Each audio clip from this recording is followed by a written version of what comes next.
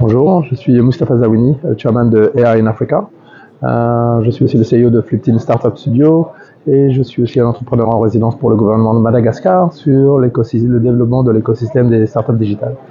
Donc dans ce contexte-là, on voit énormément d'idées, énormément de jeunes qui ont des idées qui viennent de partout en Afrique, justement pour essayer d'attraper de résoudre des problèmes peut-être plus africains, avec des solutions africaines, parce qu'on a des valeurs locales, des langages et des cultures locales.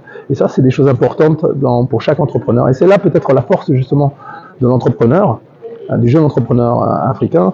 Quand on parle de l'intelligence artificielle, on peut peut-être pas être en compétition sur des grosses plateformes parce qu'on n'a peut-être pas les mêmes investissements pour développer ces grosses plateformes. Mais sur la localisation, les use cases qui nous appartiennent à nous, là il y a énormément d'opportunités. Donc quand on parle d'intelligence artificielle, on a beaucoup d'appréhension par rapport au futur, un futur incertain. Et donc dans AI in Africa, on se focalise beaucoup sur cette démystification, en mettant l'humain au centre même de l'IA, en enseignant d'abord des choses autour de l'identification du problème. Notre core méthodologie est centrée autour du design thinking. Et après, quand on travaille avec des jeunes, en particulier de 15 à 18 ans par exemple, on travaille sur résoudre des problèmes sociétaux. Notre approche est holistique. On doit d'abord former les enseignants, qui demain seront des facilitateurs. On doit communiquer à l'écosystème complètement, donc ça inclut les parents, ramener les entreprises, les rôles modèles, etc., pour créer une équipe complète, pour pouvoir, de ce côté-là, faire ce qu'on appelle du project-based learning, de travailler sur des projets de la société locale, communauté locale, et de leur permettre à ces jeunes-là de développer des solutions qui résolvent des problèmes locaux. Et encore une fois, cette hyper-localisation, c'est, je pense, là où il y a une des grosses forces de notre continent là-dedans. L'autre force, bien sûr, c'est qu'on a énormément de jeunes.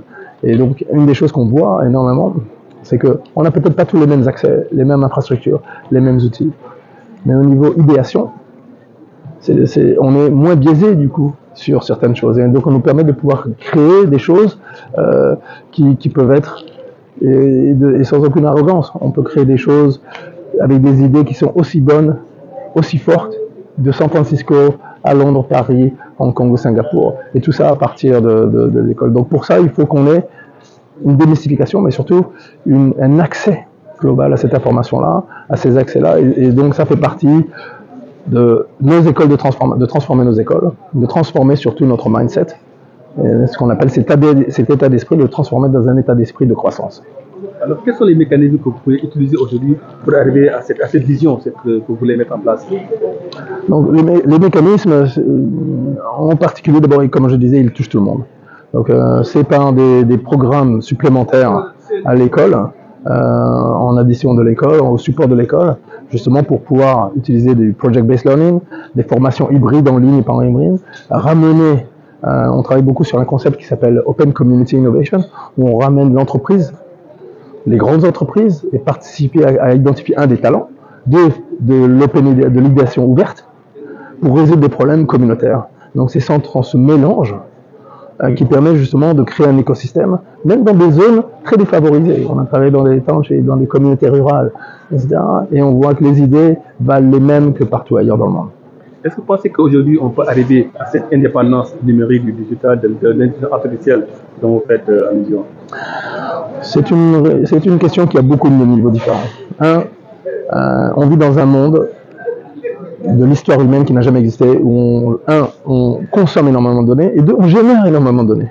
Donc maintenant, le problème, et on voit aussi, comme l'éducation, la donnée, non seulement est comme on dit, le new oil, le nouveau pétrole, mais dans ce cas-là, on a l'électricité qui est l'intelligence artificielle.